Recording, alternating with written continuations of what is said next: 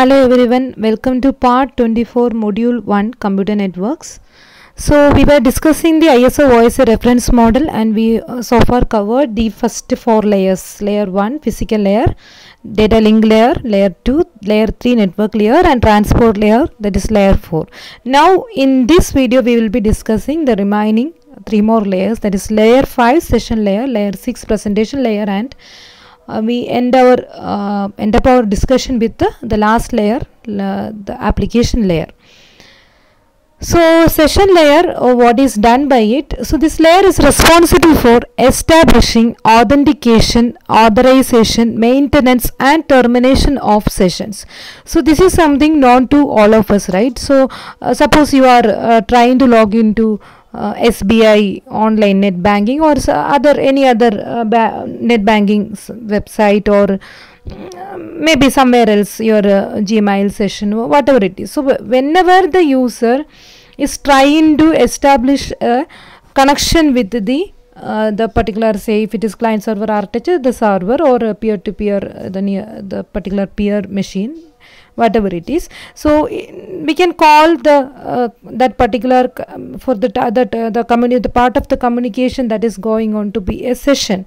And what will happen? So first we have to establish a session, and if it is through login and all, you can think of it like this. You are giving your user ID password and you are trying to have a session with the other machine. And that time you are trying to authenticate yourself by giving your credentials. So authentication can also be thought as part of session layer, provided it is needed. Or if it is a banking website or something, we need a proper authentication and authorization. But when it comes to some application where such a authentication is not needed, then it can proceed without this authentication and authorization phase. But for a formal communication, when the user is trying to give log into a website giving his credentials, that authentication from the user side, he is authenticating his credentials by giving the correct user ID and password, and that will be verified, and all those things will be happening by the will be handled by the session layer. Now at the server side or at the other peer side, if the one is happy, like if the authentication is verified and if it is found to be correct, then it will send back an authorization. By authorization in the sense, it authorizes the user to use that particular session or for that use that website for that particular period of time. So that is the communication in the backward direction. The authentication credentials will be given and the authentication verification that credentials will be verified, or the authentication will happen at the server side if it is client server communication, and the user will be authorized to log into that particular session. Okay, and at that point we can see that a session is created between these two machines, and then it has to be maintained, and that also depends sometimes. If it is the user is not using that session for a particular period of time, some timeout will be there, and after that the session will be means you will automatically session will be disconnected or terminated, or where you will get some kind of logout, and you have to try login again if that is the case. So termination of the session, that may be when the particular client machine wishes, he can once the communication is over, it can be terminated formally, or by using some timeout also the session termination can happen. If it is the user is idle for a long time, it can be automatically terminated. So that about the main responsibility of session layer, the establishment, maintenance and termination of a session, in addition to authentication and authorization if needed. Now the session offer various services included synchronization, dialog control and token management. some terminologies, just try to understand what it is. Synchronization in the sense, this is something I already told you, the concept of checkpointing. So in as a optional functionality, if needed you can go for that. Synchronization means checkpointing a long transmission to allow them to pick up from where they left off in the event of crash and subsequent recovery.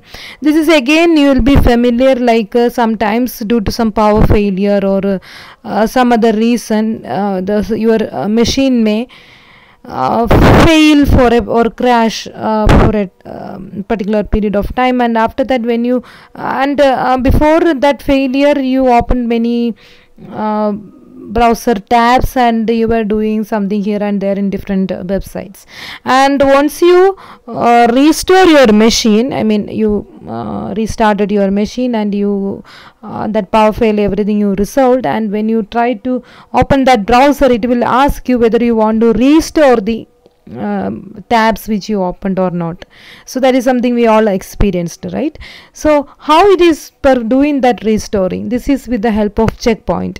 So checkpoint is means throughout the communication, after some specific period of time, what are all the things that you done so far will be permanently saved.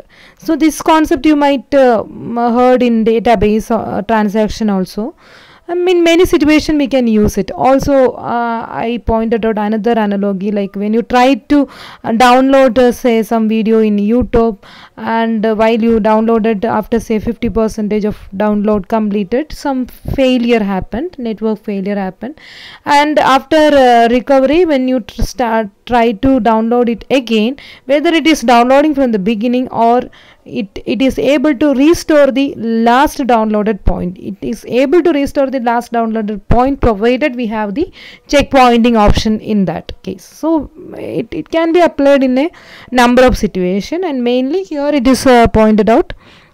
I think this example could be clear for you, that restore option that the browser will be asking you, and if you click on it, it will restore all the session which you are using from the last checkpointed or the permanently saved point. And now this is again optional, and it's not needed by all applications. Sometimes it giving that restore option could be negatively affect your application in that sense. Suppose it's a net banking website, you were doing some transaction, in between the network failure or something, a system failure, something happened, and when you try restarting everything and you are coming back and it's asking you the restore option, if it is providing that restore, this time there is no guarantee that the same user who used that net banking website last time is in front of the machine right now. So if it is providing restore option, yes, it's already in the logged in state, the other person can transfer any amount as he wishes, if that is the case, but that will not be allowed by any net banking website. If that restore, in the sense the other website where restore is not an issue, will be restored by providing the checkpointing option. And definitely this kind of a secure transaction platform like this net banking and all, they will not provide this checkpointing or the restoring option. So that restoring of the session by means of checkpointing, or where it achieves that synchronization, I mean you are synchronized with what you done so far, is on additional responsibility other than this authentication, authorization and all. And dialog control, again keeping track of whose turn is it to transmit something, in the sense the webinar and all you will be knowing, right? The video conferencing platforms where many people were trying to communicate each other without any, I mean two people may try to communicate at the same time, right? So that will lead to some confusions, clashes and all.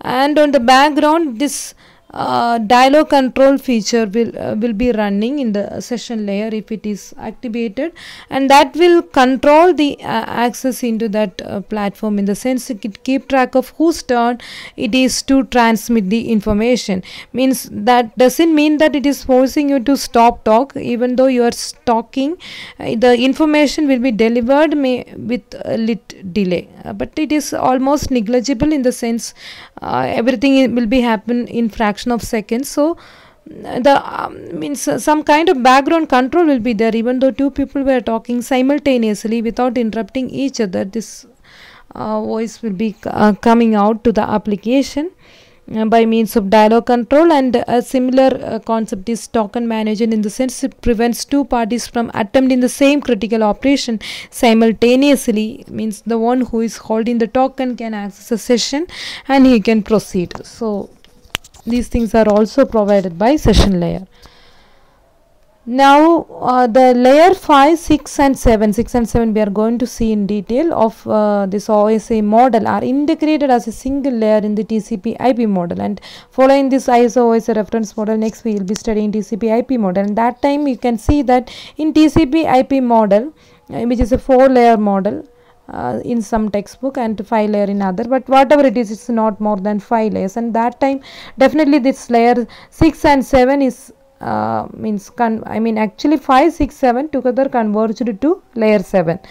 And in the sense that this session layer, most of the things done by session layer were optional, right? This checkpoint and synchronization.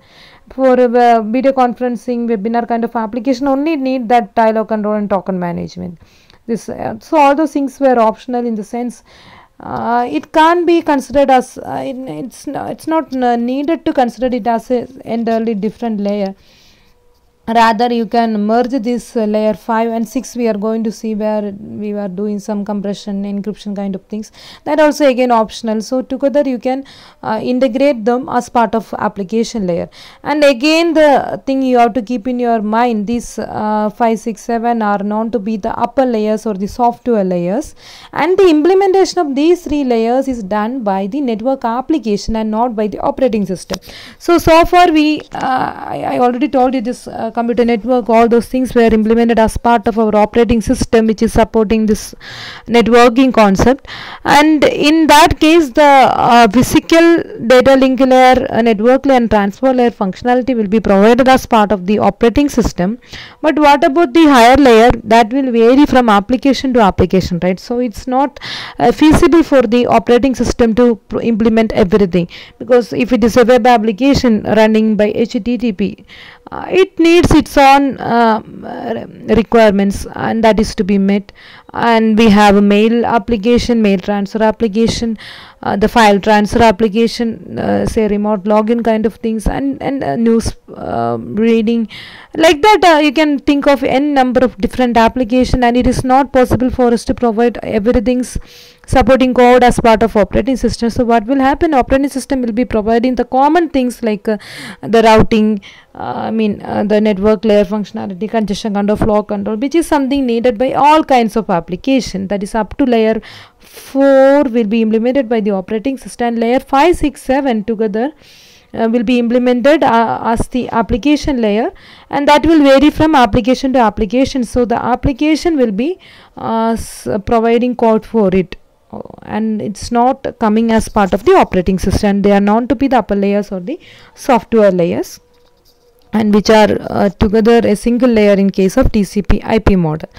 So that about session layer. Now about the presentation layer. Again, this session and presentation we will be discussing here only, and we will not go in detail in our subsequent discussion because they are taking care of optional functionalities only, right? So we are normally giving textbooks and all. These 2 layers are giving least significance compared to others.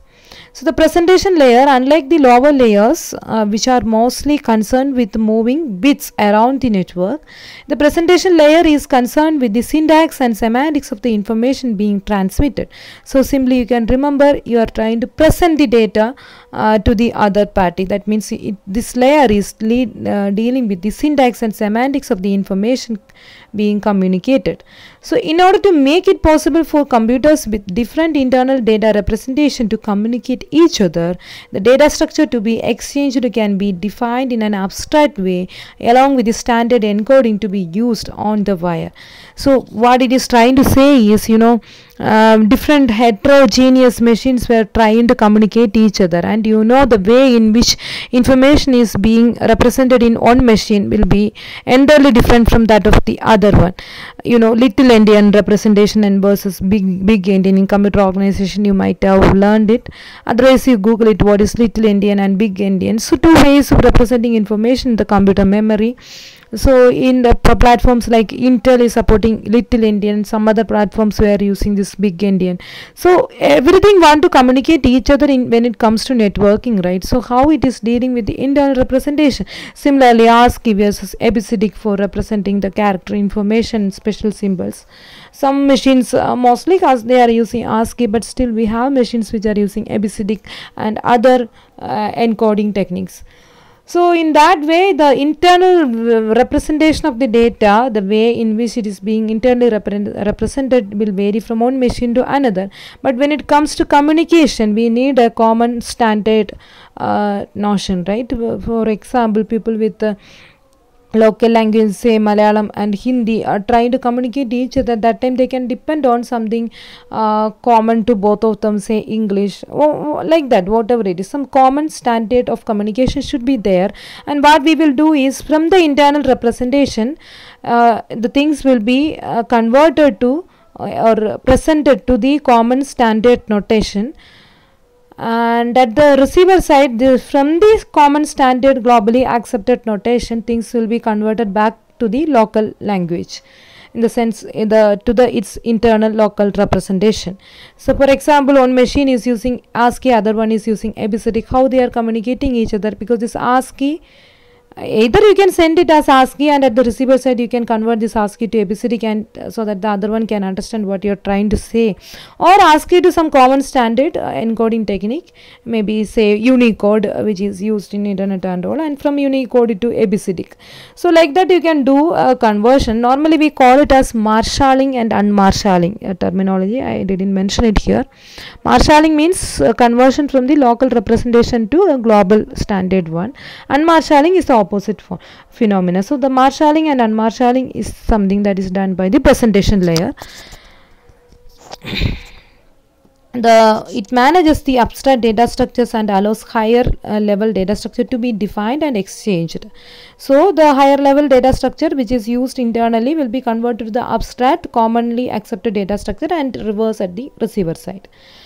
So its functions can be pointed out like this. Translation, like what I said earlier, the presentation layer is also called a translation layer because it is doing some kind of translation. The data from the application layer is extracted here and manipulated as per the required format to transmit over the network.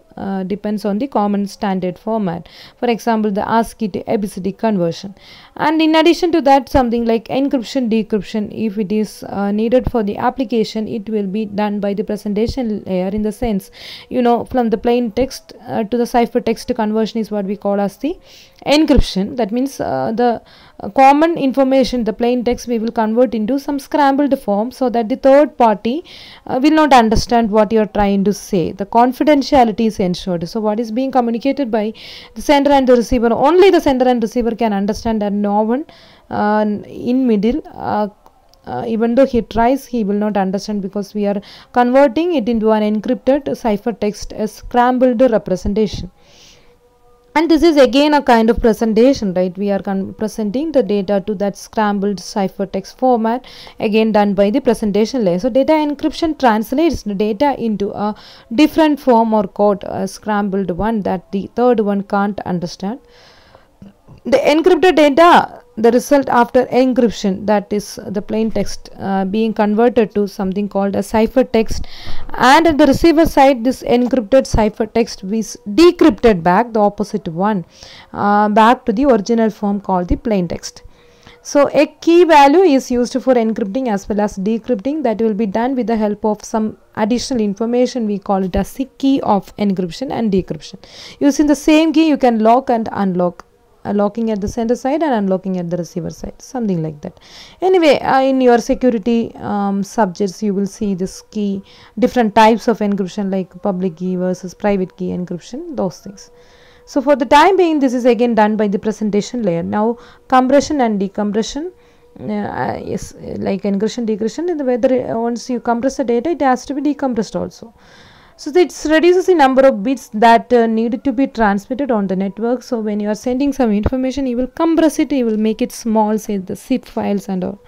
And at the receiver side, it will be decompressed back to the original form. And when you are decompressing the compressed one, whether you are getting the original message or not, accordingly we have a lossy and lossless compression. If it is returning the exact original form, we can call it as a lossless compression. If some of the information in the original form is lost, but still it's something you can interpret, then it is called a lossy. When it comes to audio, I mean when it comes to the multimedia application, mostly we are depending on the lossy compression. Means you know, the moving picture means a collection of static pictures, right? So even though some of them misses now, still you can, the clarity may be a little bit less, but that data can be interpreted correctly. But when it comes to the text message, you see some letters are missing, it is not possible for us to interpret accurately at the receiver side. So for text compression we always go for lossless compression, and for images and all we can go for lossy compression. So that about the presentation layer and its functionality. Now it's time for us to discuss the very last layer, that is seventh layer, the application layer, which is directly communicating with the user. At the very top of the OSI reference model stack of layers, we have the application layer, which is implemented by the network application itself, means it is not implemented as part of the operating system, something we already seen.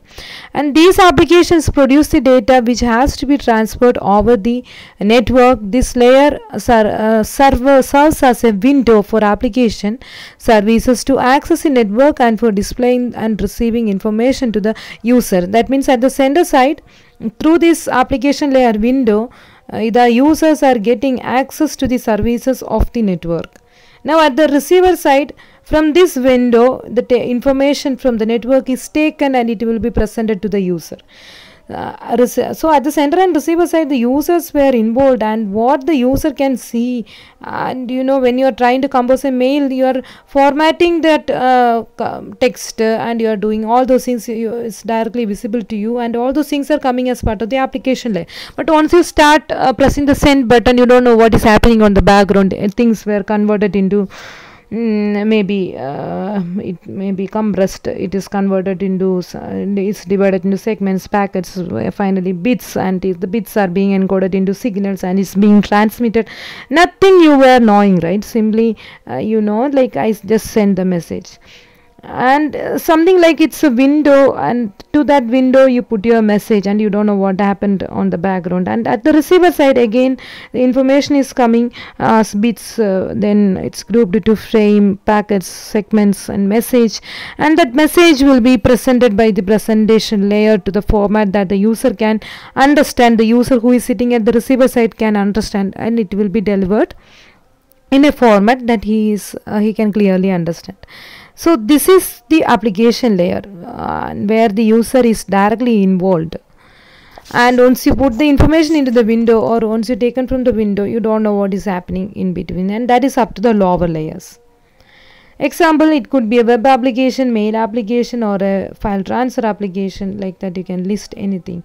Application layer is also called desktop layer. It's running in the desktop machine, say, or where the user is directly involved. The application layer contains a variety of protocols that are commonly used by users, and one such protocol, and most of the application layer protocols, these things we will see in our 6th module, important ones. Here just as a sake of completeness, I listed few. Like we have the popular HTTP protocol, the hypertext transfer protocol, that is used for as a base for the World Wide Web. The web pages, they are presentation, they are interlinking, this web crawling, many things will be running on the background, and finally this is the HTTP protocol that is helping that overall management of the World Wide Web. Whenever a browser wants a web page, and in World Wide Web everything is a web page, right? It sends a name of that particular page it wants to the server hosting the page using HTTP protocol. So these web pages will be there in certain servers, right? The Google server or some other server. In a number of servers these pages will be stored, and when you are trying to access that particular page you will be mentioning its name, say the domain name, and that will be taken located from the server and will be presented back to the user, and these things were done by the protocol HTTP. The server then sends a page back. Other than this HTTP, we have many protocols we used for applications like file transfer, electronic mail, and network news. For file transfer we have the file transfer protocol, the FTP protocol, and its variations like trivial FTP, TFTP, secure FTP, and all. For electronic mail transfer we have the simple mail transfer protocol, SMTP protocol. For network news again we have a network news protocol. Many protocols like that were running to provide support for the application layer functionality. So that about it. We are winding up our discussion on the 7 layers of ISO OSI reference model. Hope you get a very clear understanding about the ISO OSI reference model, and in the subsequent session we will move on to our discussion on the TCP IP model, and finally we will have a comparison between these two models, and we will end up this module. So that about it. So hope you get a very clear idea about the session application and the session presentation and application layer. Session layer, the one who is taking care of token management, synchronization, dialog control, in gaps in authentication, authorization, etc. And presentation layer, the one who is taking care of encryption, decryption, compression, decompression, syntax, semantics of the information, and marshalling like that. Application layer is dealing with the user application, providing a window like that we can view, and many application layer protocols. Thank you.